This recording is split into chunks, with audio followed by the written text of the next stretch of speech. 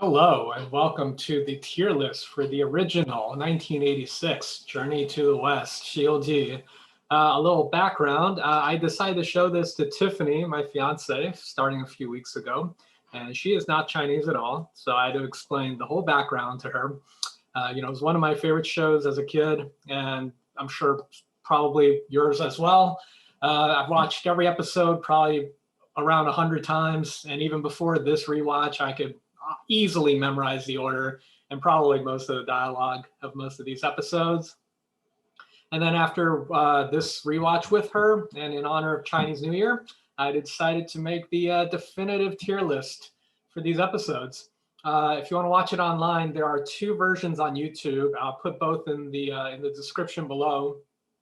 CCTV and China Zone. CCTV has subtitles, so if you want to show a friend who's not Chinese, that would probably be best. But the editing is really, really bad. They cut out a lot of scenes, a lot of dialogue, some of which are callbacks, plot points, funny exchanges. It really, really makes it much more disjointed. The China Zone version is also edited, but the editing is a lot better. It's more sensical. They don't take out any callbacks, so the plot flows seamlessly, but there are no subtitles. So it's harder to watch that one with friends who aren't Chinese. And let me see. Oh, that one, the framing is a little weird. Like they don't show you the entire frame of most of the shots, but for the most part, it's not that bad. It's not that noticeable. Yeah. Oh, and last thing, there is no spoiler warning. It's been out for 35 years, so you haven't seen it by now. You don't know the story by now. You probably should. All right. So without further ado, let's get right into it. Episode 1, very good episode. Great introduction to the series.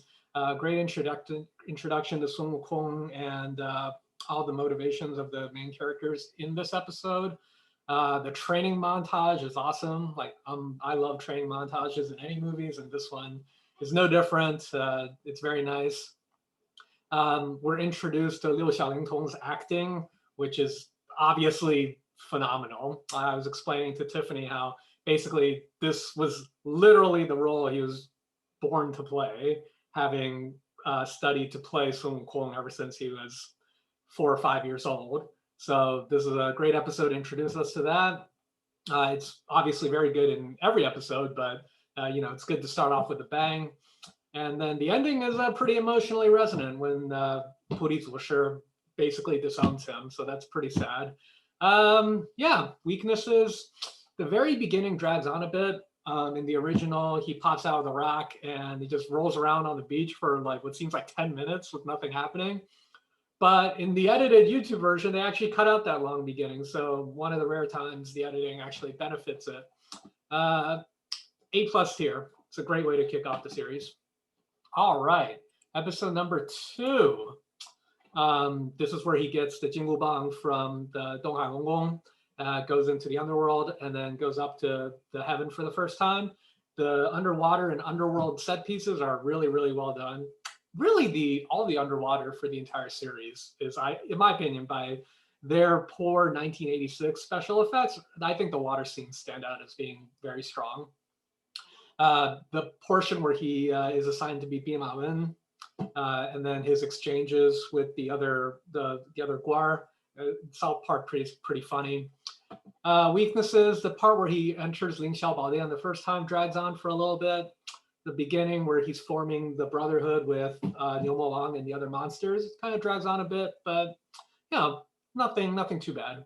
In the edited YouTube version, a lot of the funny dialogue with Wen Wu Dachen when he's acting as Bima Wen is cut out, which is a real shame because that's one of the highlights of the episode. It's very funny. I guess it was a kind of a slow sequence, so that's why they cut it out, but it's really pretty funny. If you can, and this holds true for everything I'm about to say, if you can get your hold of a copy of the original, you'll definitely want to. So yeah, this is A tier. Not as good as episode 1, but still A tier. All right, episode 3, Danao Tiangong.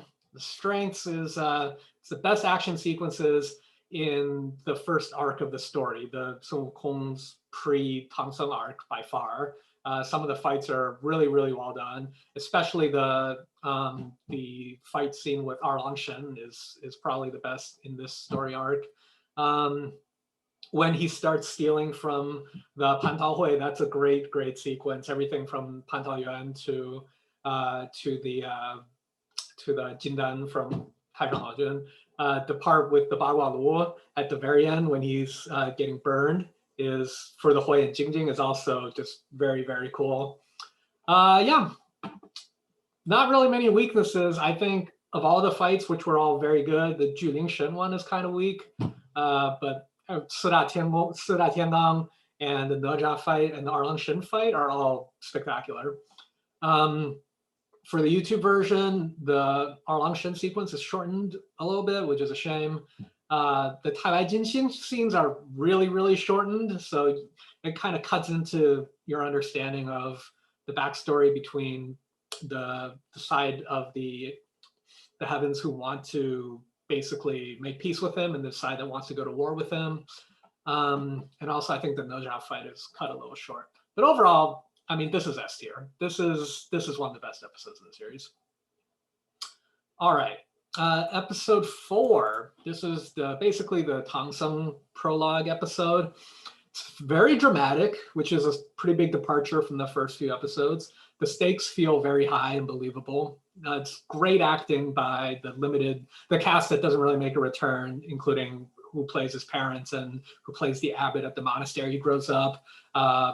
The emperor, who makes a few appearances, he's a great actor. And then the old man, Guan Yin's disguise of the old man, that guy does a great job. Weaknesses, not really any weaknesses. It's just that Tongsung's story is way more boring than Sun Wukong's story, so they did as good of a job as they could have with the source material. Not, if my memory serves correctly, nothing was too hurt by the editing. So this one, this is D tier. Like, it's probably a better episode and more well done than some of this stuff in C tier that I'll put in eventually. But it's just that, you know, if it's an episode I just want to watch out of the blue or want to show a friend who doesn't really understand the series, this episode would never make the cut because it's so boring and it's just. In fact, I actually showed Tiffany the episodes out of order. I actually started showing her from the very beginning of the journey portion and then did episodes 1 through 4 as a prequel. And I think if you want to show someone who's American or not Chinese at least, I think a similar approach would be good. All right, episode 5. This is where Tongsung frees Sun Wukong. Very good dichotomy, relationship building between master and student.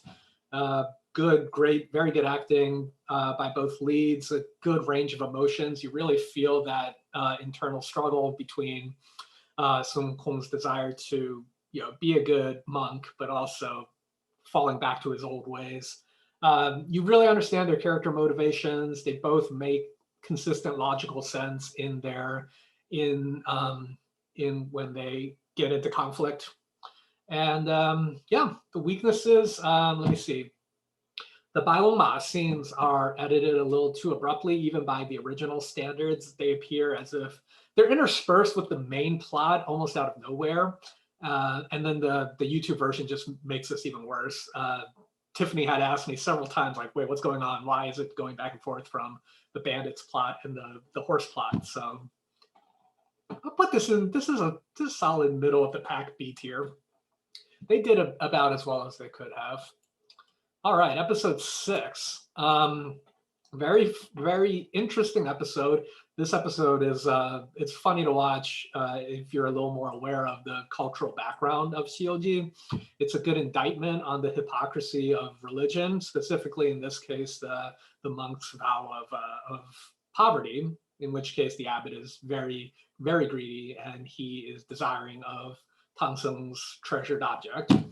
The monster of the week in this episode is a pretty interesting guy. He's not comically evil like some of the later episodes. He's got pretty clear motivations. He's not overpowered. He just kind of runs away from Sun Wukong, which is in keeping with his character.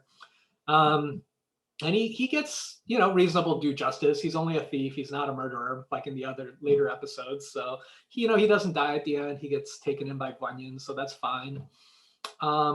Weaknesses, the guy who plays Tongsung in this one is probably the weakest out of the three. And I don't think this one was too hurt by the YouTube editing. They cut some corners of some scenes and makes for some weird transitions, but not too bad. Overall, B tier. Probably better, worse than the one before it. I would be more likely to show this episode to a random non-Chinese friend, but I think this episode 5 is deeper because you really see Tongsung and Sun Wukong for the first time. So I'll put that one higher for now. Okay, episode 7. This one where they get Zhu Bajie. So he's great. He's a great character, and he shines most in this episode, his intro episode, out of any of them. Yeah, this is his best episode. You learn about all his vices, but you know, it shows that he's even got limits to how far he's willing to take his vices, which is nice. You know, he's still a character with flaws at the end of the day, but he's reasonable. He doesn't go too far. He really does a good job of towing the line between funny, you know, kind of charming, but also just gross and disgusting all at the same time. So then you also get a first glance at the dynamic between Bajie and Wukong, which is, you know, just absolute gold for the rest of the episode. No real weaknesses. Like this is a perfect episode for sure. The edited version cuts out some of the interactions between Wukong and the human family, which is kind of important to understand the backstory between why they have to subdue Bajie in the first place. They cut out the entire part at the end where Bajie is talking with the human family again, which is kind of a shame because that was a good bit of shows a good bit of humanity. And then they cut out a lot of the fight between Bajie and the bride kidnapper, which is a shame because that's a very well choreographed fight. This goes in S tier, S minus. It's really a flawless episode. Tiffany pointed it out, and I tend to agree that the actress who plays Bajie's wife does a great job because she plays both herself and she plays Wukong as her. And yeah, just very good performance by her. Overall, just really, really a flawless episode. All right, episode 8. This is the one with 3 parts. They get Shasung to start, and then they fight the Huang Shulang in the beginning. They get Shasung in the middle part, and then they get tempted by the Pusas who have transformed into that wealthy family at the end. For a 3-part episode, each part is actually pretty solid by itself. The Liu Shahe part in the middle is the best out of the 3, and the interaction and the fights. The dialogue is very funny, but the fights are well choreographed. They do a really good job of editing. There's one part where it's a seamless transition between fighting in the water versus fighting high up on a mountain. And if you've seen the series, you know that the special effects can be kind of iffy. So if they had done it like they flew from the water up to the mountain, it would have looked, it would have taken you out of the immersion a little bit. But the way they edit it, it looks pretty seamless. As far as weaknesses goes, the first section is the weakest. It's rushed. The dialogue is kind of choppy, especially in the edited version. Things happen. Things happen way even more quickly. The scene switches. They don't really explain how you get from point A to point B. They don't explain the tiger dude at all in the edited version. It's already too quick, and then the editing just messes it up even more. Oh, and this is unforgivable. In the CCTV version, they cut out when Bajie goes, 你敢上来吗? and Shasung goes, 你敢下来吗? That whole dialogue they cut out, which is unforgivable because that is one of the funniest parts of the entire series. This is still A tier. I know I just poo-pooed it quite a bit, but this is still A tier. It's below the other guys in A tier. It's because the whole gang finally gets together, so that's good. If they didn't rush part 1 so much, might probably be even higher. And I didn't even talk about part 3, which is also just comedy gold when you get to see Bajie and his lust and interaction with the with the wealthy family who are transformed by the pulsas as a test. Very, very funny. He's trying to toe the line between being he's trying to pretend like he's not tempted to Tongsung and Wukong, but still just chasing the family. It's very, very good. All right, episode 9, 偷吃人参果. Some of the scenes can be pretty funny. The part where Bajie eats it too fast and he tries to take Wukong and Shasung's, that was really funny. It also has one of my favorite lines in the entire series, which I use in my real life, which is one of the Taoists is accusing Wukong of stealing the Rensenguo, and he says, 笑就是偷果子, which means you're like, basically he's saying like, if you're laughing at how serious this is, you probably stole them. And Wukong says, 我生下来就喜欢笑，难道你们家缺果子就不许我笑? Like, I'm just a laughing person. Like, just because you lost your fruit doesn't mean I'm not allowed to laugh about it. So that's a great line. I use that in real life all the time. Weaknesses. Honestly, I remember this episode being better as a child than when I watched it again this time. It falls a little flat. It's kind of slow. You kind of know where all the beats in the plot are going to hit. So it's a little predictable. Overall, just a little bit boring. In the edited YouTube version, a lot of the dialogue after their capture is taken out, which minimizes the emotional impact. And they completely just obliterate the scene where Wukong goes back to Puri Zushi, which makes that scene a lot less meaningful. And then the ending was already a Deus Ex Machina because it's like, oh, Guanyin, she's so powerful, she can just heal the tree. So it's already not a great piece of writing. And then on top of that, the editing just makes it go by even faster. So yeah, I'll put this it's in C- tier. I thought this episode was pretty good when I was a kid, but it's not as good as I remember. It's honestly pretty boring. The first act is D tier, it's so slow. The second act is probably B tier, and then the third act is C tier. Yeah, a lot of the good dialogue was edited out, and the ending was just too convenient. All right, episode 10, 三打白骨精. Okay, so this is the most emotionally resonant of all the episodes, by far. Like, I dare you to watch the last 5 minutes with the song and not get at least a little choked up. It's super heavy. The tone is way darker than the other episodes, which is actually, you know, a good departure in an otherwise lighthearted show to have a little variety. The theme that plays throughout the episode is very ominous. The great performances by the entire cast. The 3 family members do great jobs because they play both themselves and the Baibu Jing versions of them.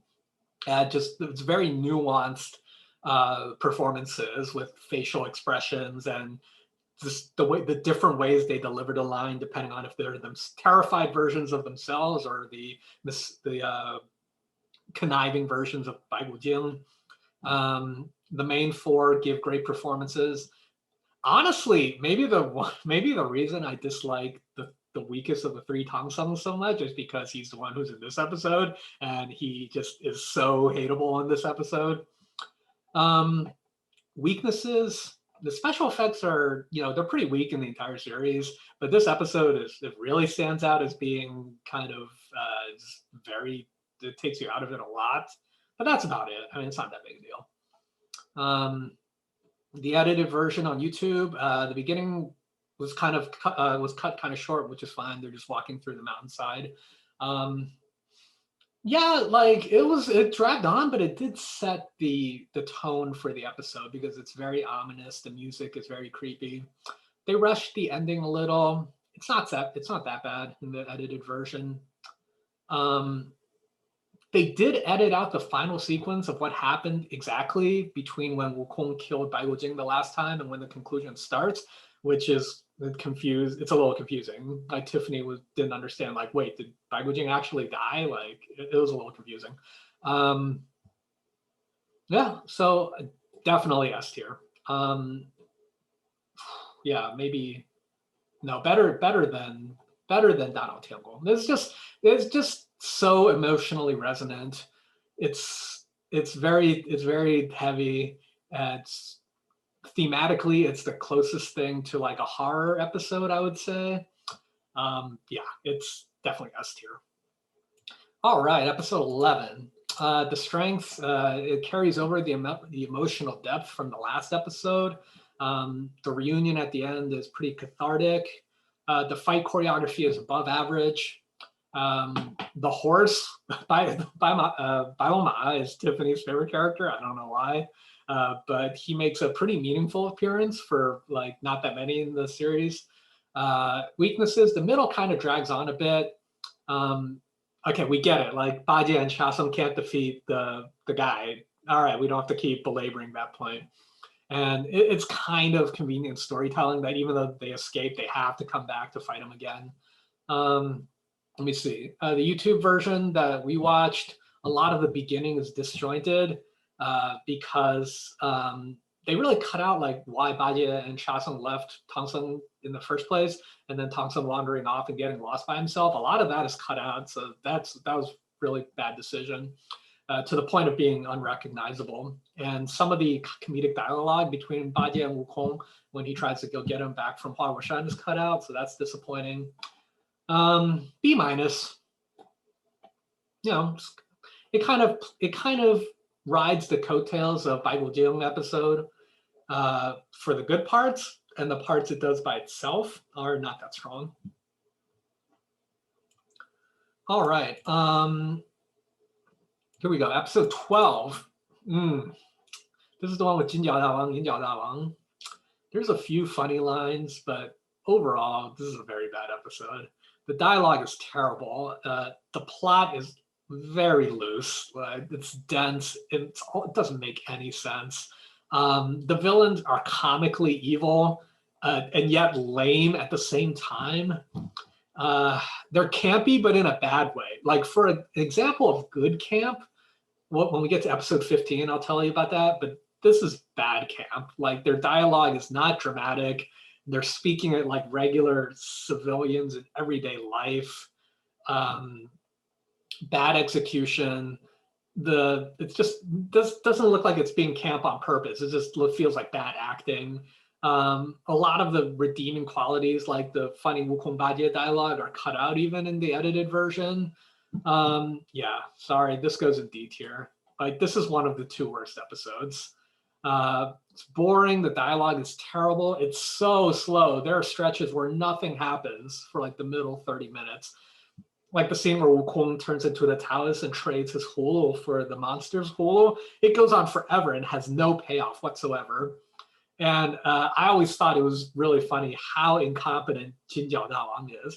Like Jinjiao Dawang like captures all of them, including Wukong, like 3 times. But Jinjiao Dawang, all he does is come out at the end and throws these little gold balls, and they do nothing. And then he just gets defeated and runs away like an idiot. So that his character is useless. All right, episode 13. This is Wu Jiguo with the fake king. Strengths. This is a good plot. It's got some twists and turns by this show's standards. There's some mystery and intrigue, like kind of like how if the Bible Jing episode was like a horror episode, then this one is like a mystery episode. So that's kind of cool. All 3 acts are solid. There's funny dialogue in the beginning, especially between Wukong and Bajie when they try to retrieve the body from the well. The mystery portion in the middle, you're trying to solve it. And then finally, the action sequence in the 3rd act is above average. Weaknesses, the first 10 minutes drags on a little bit.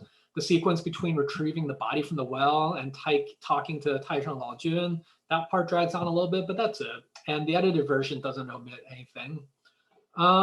This is a great episode. This is A+ here. This goes above here. So very memorable characters, including the villain. Very good pacing. There's not really any boring parts. The plot is not overtly simple like a lot of the other episodes. It's the first of the Kingdom episodes. Basically, starting from the journey portion, there's Kingdom episodes and Wilderness episodes. And the Kingdom ones tend to have better plots because there's more interaction with other characters.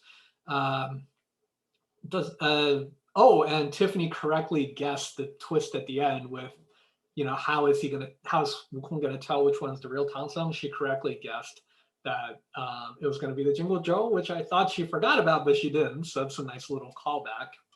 Yeah, good episode, A+ tier. Episode 14, Hong Hire. It's got a coherent plot. It's not a bad plot. Wukong can't just defeat him that easily, so that makes for it to be a little interesting. The kid does a very good acting job, despite being only probably 8 or 9 at the time. There's a certain ease to him being like 不知深浅 because he's only a little kid capturing Tongsung. So you kind of you have this uneasy feeling of like maybe he really is way more evil than some of the other monsters on the show. And the fact that I didn't really think about this when I was a kid, but the fact that he can take Wukong down to the wire in fighting ability, even though he's just a kid, is pretty amazing. Like that's something very few villains on the show can claim. He doesn't get out-dueled by Sun Wukong. He doesn't get outsmarted by him. Very few villains can say that. So not bad for the kid. Weaknesses, you never really get the feeling that the story is going anywhere. It's pretty bland and straightforward, even by wilderness storyline standards. The typical wilderness storyline is just Tongsung gets captured by the monster of the week. Wukong fights him. He probably can't defeat him outright. He has to think of some other backup plan. Story finished. But this episode's pretty simplistic, even by those standards. The higher pitch sequences of the kids, it can be pretty annoying. The end is a little disjointed. Like, why doesn't Hong Hire recognize Guan Yin? He turned into her. Like, that doesn't make sense. Nothing glaring is omitted from the edited version. B-. It's okay. It's a little too straightforward. Some of his henchmen were adults, which didn't make any sense. I think it would have made for a better impact if all of his henchmen were adults. Look how badass this kid is. He commands an army of adults. And then would have cut out the annoying high-pitched laughter of the other kids. When I was younger, I probably would have rated this episode lower, but it's actually pretty good. All right, episode 15, 车吃国. Full disclosure, this is my favorite episode, and in my honest opinion, this is the best episode in the series. So we're just going to put an S tier. I'm going to spoil that for you. First of all, the story. Oh man, it's layered and complex. Each character has understandable motives. There's more like 2 acts to this episode instead of 3 acts, but they both wrap up nicely and have their own highlights. The performances are amazing from top to bottom, not only from the stars, but also from the queen and the dumb king, and the villains are so good.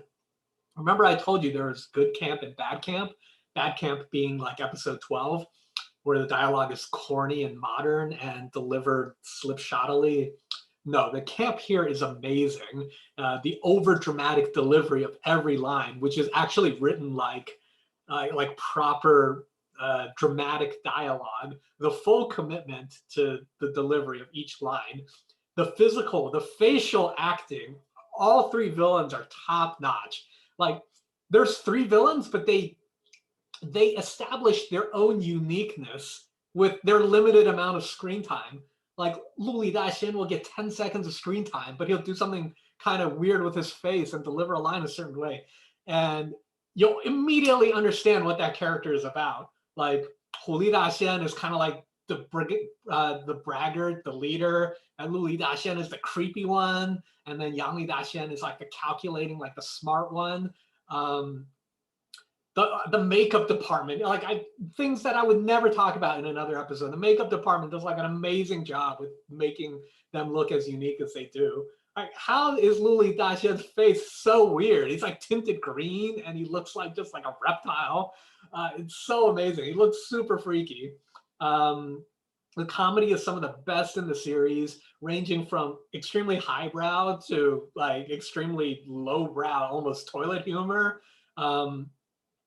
But to give an example of a highbrow joke, the joke about the 破烂溜溜一口钟, I didn't fully understand that until like 2 years ago, how deep that joke actually is. So, okay, so I'll tell you what it means. Basically, the king puts a very expensive, ornate royal robe into the cabinet and makes them guess what it is. And Yang Li Daxian says it's a royal robe, and Wukong switches it out for like rags and tells Tongsung to say it's rags. So on its face, it's just the Wukong plays a little trick, and it turns out when they open the cabinet, it is rags and not the robe. But what I didn't understand until a few years ago was the joke is that before the king knows that Wukong has made the switch, that they're claiming that your very expensive article of clothing is what I would consider rags. So that was the actual joke. It's very subtle. It's very tied to the Chinese language. And just the episode is just, the comedy is top notch. Weaknesses, I don't know. Like, okay, because I hold this episode to such a high standard, I'll nitpick a little. The ending is a little abrupt. They cut out the two other guys as contests that lead to their deaths. Like in the book, Lu Li Daxian is supposed to cut out his heart, and Yang Li Daxian is supposed to get into the boiling cauldron. But they cut that out. I guess that took up too much time and filming complexity, so I understand. Their deaths are kind of treated too quickly in this episode. Also, why don't they admit their beat when they could have admitted it at any time? But I feel like they really could have admitted it when Wukong makes the Feng Yu Lady and four gods appear from the sky. If you're competing with someone and the other side can summon the gods at their will, you're not going to beat them. Just count your losses and don't die. Yeah, I don't know. That doesn't really make sense. I guess it's just a lesson in hubris. The edited version, again, because it's the best episode and my favorite episode, anything they cut out of it is irrevocably undefendable by my standards. The CCTV version cuts out a lot of the humor in the Sanqing Guan scene and more in the cabinet scene, which is, again, unforgivable if you ask me. If you can speak Chinese, then definitely watch the China Zone version. It keeps a lot more of the original intact. But if you're showing a friend who's not Chinese, you'll have to use the CCTV version. But yeah, it's S+ tier. It's the best episode of the series. All right, moving on. 16. This is New Uruguay. I'll try to rapid fire through these since I spent so much time on this one. The strengths, the plot is sensible. It's unique, very unique. It's completely different, unlike any other episode. The humor is pretty good. There's a lot of witty dialogue. That's good for the character development of our four main characters. The villain is pretty memorable. She fights with her piba, her instrument, which is pretty cool. Like, you don't really see that a lot. And the fight choreography is done well. It actually looks like she is fighting. Like, it doesn't look like just a gimmick. It looks like she's actually fighting with her instrument, so that's kind of cool. The weaknesses, we get it. The queen is thirsty. Like, you don't have to keep saying it. Like, the whole 20 minutes in the middle is just about how thirsty the queen is for Tongsung. Like, all right, we get it. They kind of just keep repeating that same conflict in the plot over and over again. The edited version actually trims out a lot of the fat. I don't mind the editing in this episode. The only part that's insane to me is that the CCTV version cuts out the scene where Tongsung and Bajie drink from Zimuhe, the river, which is a huge plot point later down the line. That you can't cut that. Then we don't understand why they're pregnant and why Wukong has to go get the other water to save them. So that was, I don't know why they did that. B+. You know, it's hard to follow episode 15, but it's still pretty good. Definitely an episode worth rewatching. Never really gets boring or anything. Like I said, the editing actually trims the fat. It cuts out a lot of the Queen's sequences, which is good. Overall, solid episode. Episode 17, Huayanshan. All right. This is a very unique episode. The locale and the shooting location are awesome because it's literally the middle of the desert. It's cool that they did a callback to episodes 2 and 3 with the Niu Mo Wang and then the Bagua Lu. Interesting that it's a unique problem. It's not your typical capture or romance plot. Tongsung usually encounters those two as his conflicts, but this one is unique. They have to get across the fire mountain. Once again, the real star of the episode is the on-site location and the gorgeous setting. Let me see, weaknesses. The second act is probably the weakest. It's a little slow. Otherwise, none really. The last fight started off great between Niu Wang and Wukong, but then the background turns inexplicably cartoonish for some reason. Like they go from the gorgeous desert set to like what do you call it? Like a sound stage. It's really jarring. My theory is that they had to redo the final fight after they packed up from the location, so they had to redo it after they left the desert. Maybe, I don't know, but that is definitely a huge weakness. Yeah, still A minus. Better than Liu Shahe. Cinematography wise, it's the best. It's both the best and the worst episode if you count the soundstage portion. People online always ask, why doesn't Wukong see through Niu Wang's disguise when Niu Wang turns into Bajie? I think it's because Wukong has to be concentrating or suspicious to use his Hui and Jingjing. And if he's off his guard or being too casual about it, he doesn't use that power. So it's not really a plot. It's not what do you call it? It's not a mistake. I can't think right now, sorry. Plot hole. It's not a plot hole. He just wasn't concentrating and he didn't see through Niu Wang's disguise. All right, episode 18. This is the one with the tower and the monks being imprisoned. Like the last episode, it's a very nice spot location and locale. All three of the main sets, the desert town, the tower, and then the under the sea, all are very well shot. It's pretty emotionally impactful. You feel like there's actually stakes in this one because some monks, some very just innocent human monks die throughout the episode, and others are threatened with execution. So there are stakes in this one. The underwater fight choreography is pretty good. There's a callback to the Bailong Ma's intro back in episode 5. They showed you Jiutou Chong briefly, but then he becomes the main villain here, so that's kind of cool. And then the last strength is based on that, which is that this is the episode that showcases Bailong Ma the most. Again, he's Tiffany's favorite character, and which is kind of cool in its own right because he's such a minor character, but he is very unique in his backstory. Oh, and also something I noticed that this is the only episode that features regular old human versus human fight choreography, like that you would see out of a Jackie Chan movie or something, which is very odd. Like you don't notice how weird it is until you watch it or notice that it's missing from other episodes. But Wukong turns into a monk and fights other monks, and it's like, whoa, what is it? What am I even watching? But it's cool. Like Liu Xiaolong can move. Like obviously he's classically trained, but yeah, check it out. He fights as a human, and it's very. You would probably never see it coming. Weaknesses, none that I can think of. The bug heads of Jiutou Chong die. They're really poorly done. They just pop out. They look super fake and rubbery, and then they die as soon as they come out, which is probably because the show ran out of budget and couldn't really make that sequence look any better. So those are comically underpowered, and yeah, nothing important was cut out in the YouTube version. This is A tier. This is a very good episode. I'll put it right in the middle of A tier. There are real stakes. The plot is pretty tight. The story moves along. It doesn't have the overall story impact or resonance of some of the episodes that rank higher than it.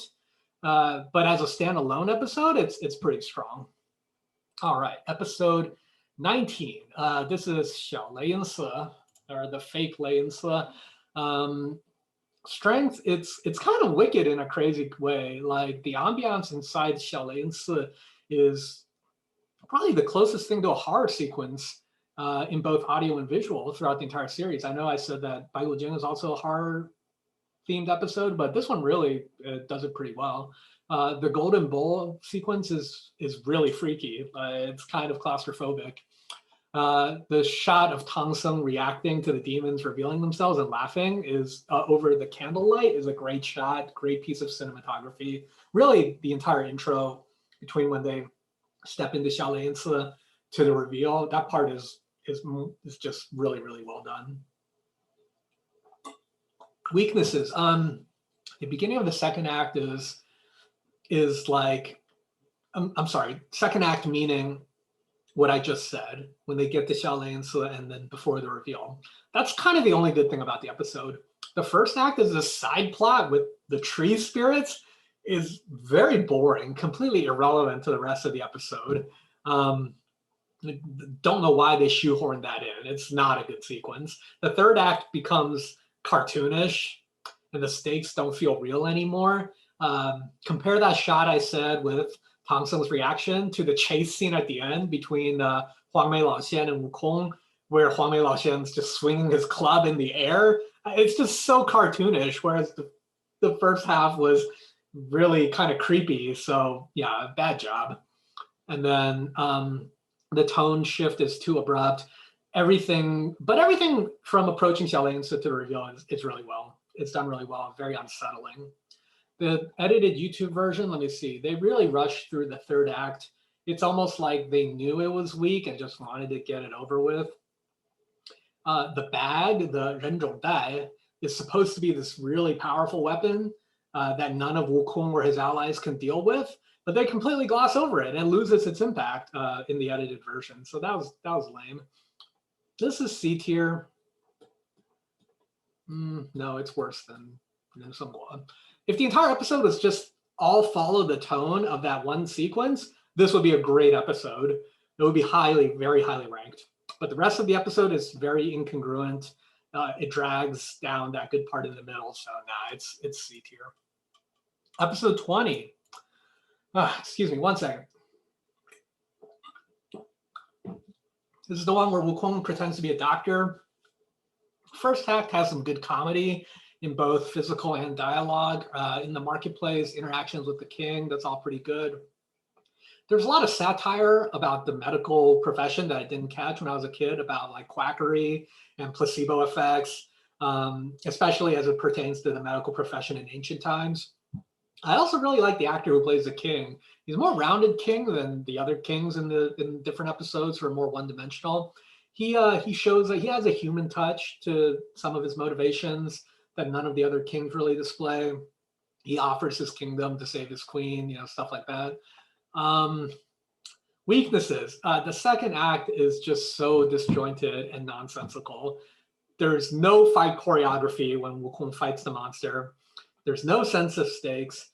The only time in the entire series it doesn't follow the pattern of, okay, here's the monster's special power or artifact that defeats Wukong, and Wukong has to find a way to get around it. This is the only time in the whole series where the powerful item doesn't even get shown being used. Like, they just talk about these bells as being powerful, but then it's a complete dud. So that makes the entire sequence is not even worth watching. They don't feel like they have any importance at all, which detracts from the stakes. Excuse me. And then let's talk about the edited YouTube version.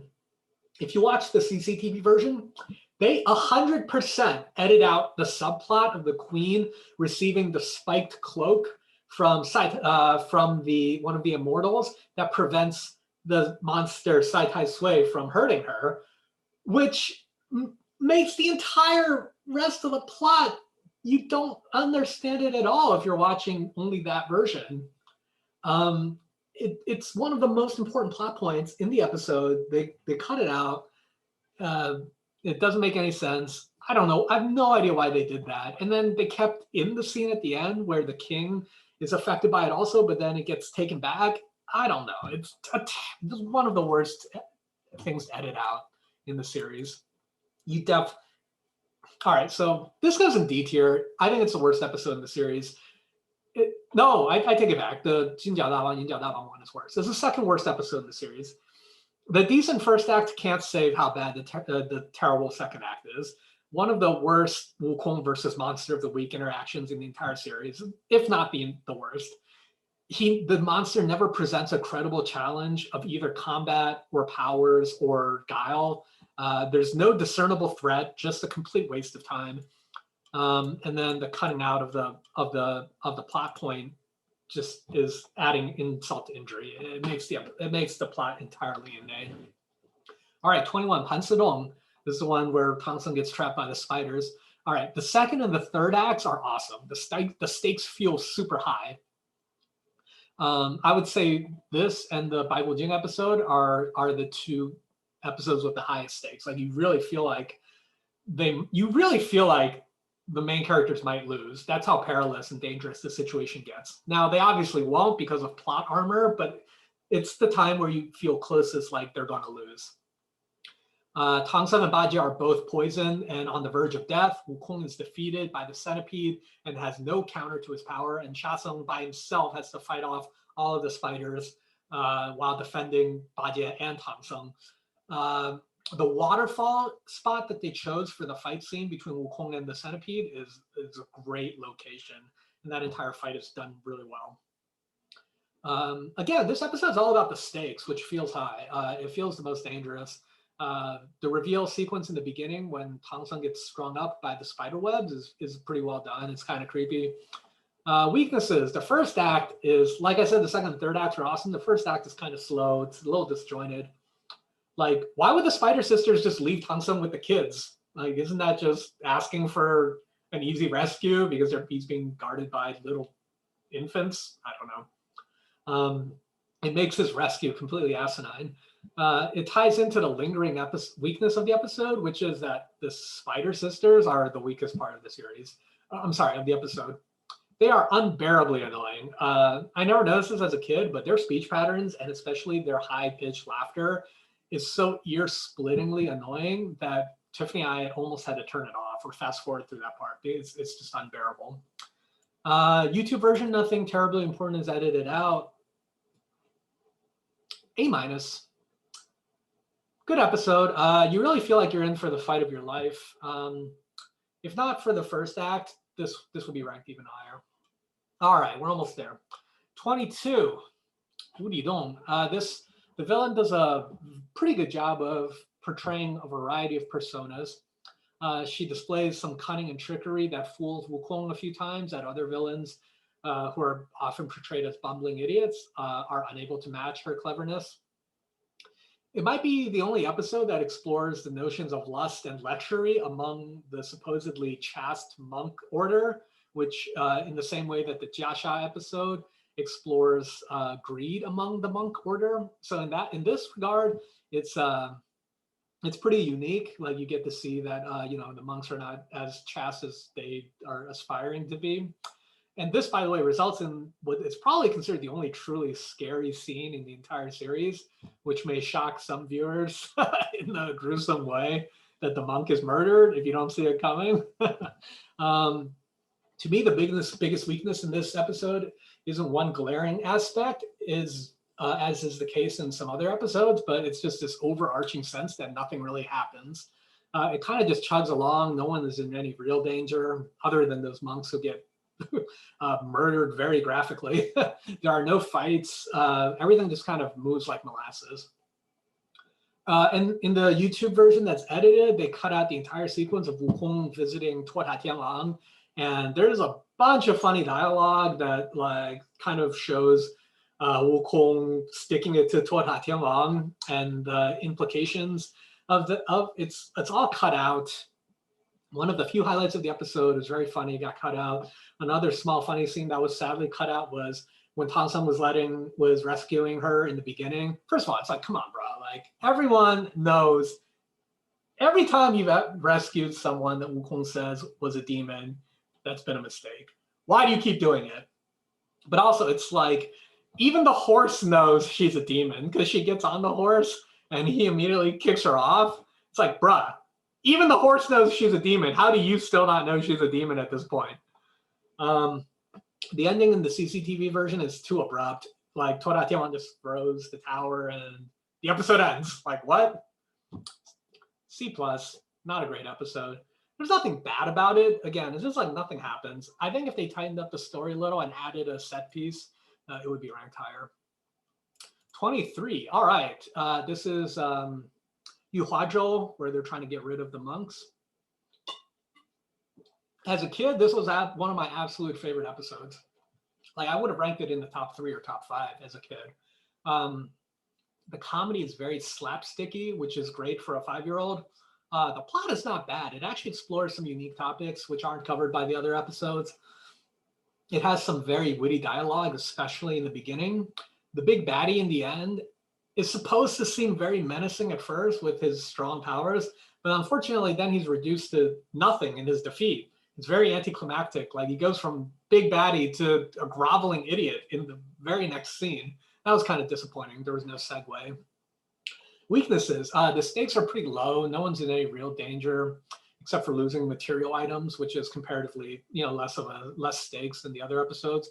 The third act is all over the place. Also, there's an inherent injustice to what happens to the villain in this episode. His comeuppance. Usually the show is pretty fair. Like the generic monsters, you're medium evil, you get captured. The ones who do extra evil stuff, like the poisoners or like the attempted rapists, they get killed. They deserve to die. And then the less dishonorable ones, like the black bear spirit, the ones who only maybe stole or threw their weight around and bullied people, like they get redeemed at the end. The show is pretty fair about giving everyone their due. But this episode, the bad guy, all he did was steal some things and they just kill him. He's not shown to have any other bad qualities, but then he dies. Like it's a little unfair, like compared to some other villains who get off easier for doing way worse stuff. I found that interesting in judging the poetic justice of the story. The edited YouTube version. All right, I have a huge bone to pick with this. This is the episode hurt most by the terrible CCTV editing out of any of the episodes. And here's why. There are two reasons to watch this episode to enjoy as a kid and even as an adult. The two comedic set pieces, the one with the furniture sequence and the training montage. Guess what? The CCTV version cuts out almost all of both of these sequences. Just terrible. Like, by extension, interesting sequences like they use callbacks from the training montages in their fight sequence against the monsters. Now, none of it makes any sense. Like, it used to be that the prince learned a move from Bajie and then used it later on. That's a cool callback. But because they edited it out, now it no longer makes any sense. I don't know. The editing is so sad. Watch the China Zone version if you can. B-. If not for the atrocious editing, this could be ranked much higher, but as it stands, it revolves more around the weak third act, which brings it down. Without the set pieces, this episode goes nowhere and has no real conflict. All right, episode 24, Jade Rabbit. Strength. The lead actress does a really, really good job. She has to play 3 parts. The good, real version of herself, the demon, evil version of herself, and then the monkey version of herself.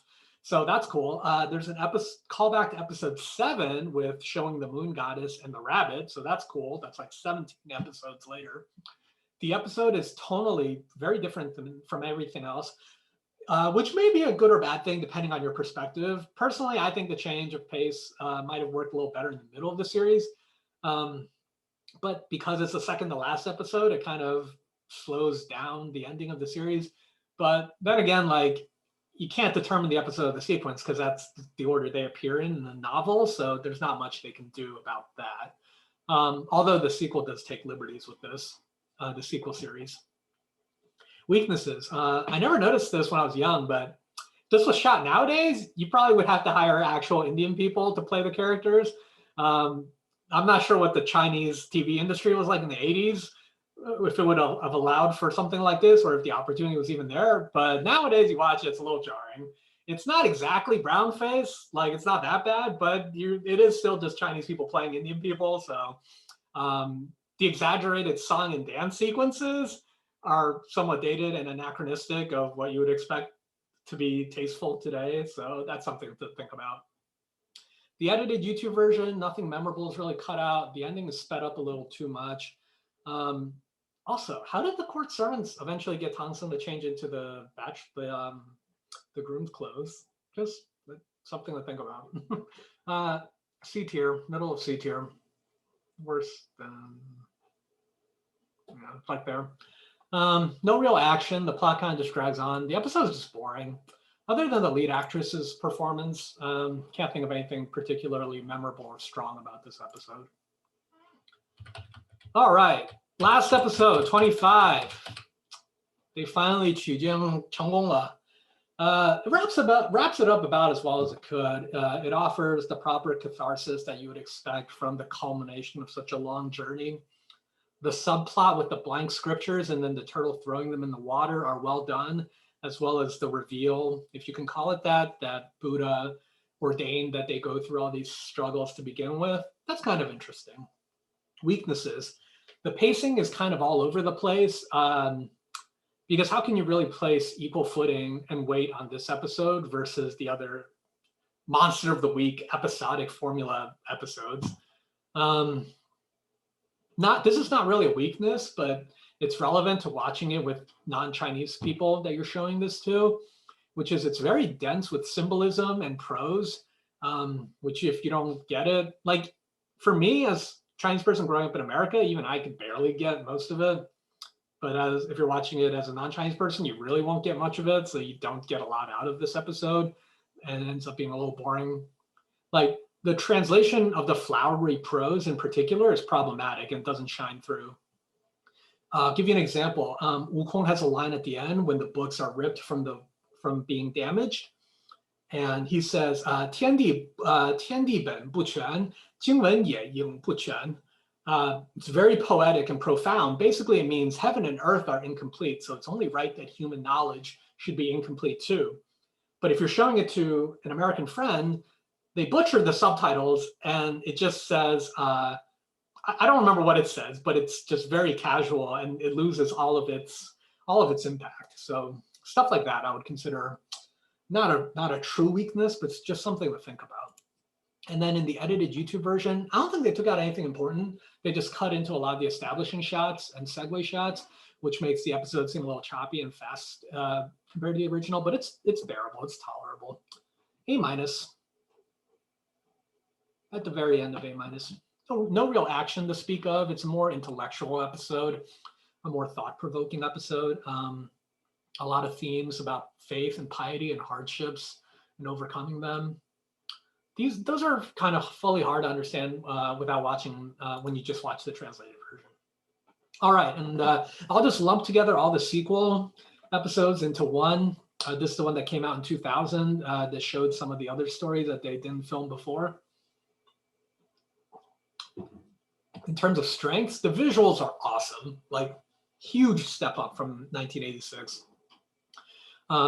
Special effects are great. The fight choreography becomes amazing. Like seriously, if you haven't seen this, which I'm guessing a lot of you have seen the original, but not the 2000 version, like the fight choreography is really, really well done. The acting is still very strong across the board.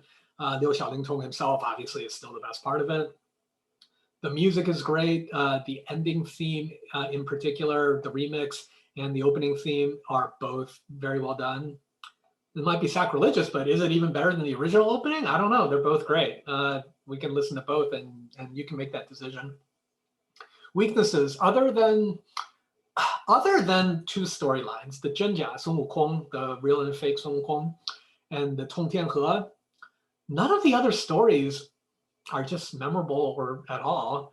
Like, you know, it makes sense. They selected the best stories for the originals and they saved, you know, the riffraff for later. But even stories that I enjoyed reading from the novel as a kid, like the Da Peng Jin Chi Niao episode, it's really kind of forgettable in this when they redid it. Like even the episode with the kids in the cages and the rhinos and the giant snake, those are 3 episodes that I remember pretty well from the book, but they're not that memorable in this series. So I don't know.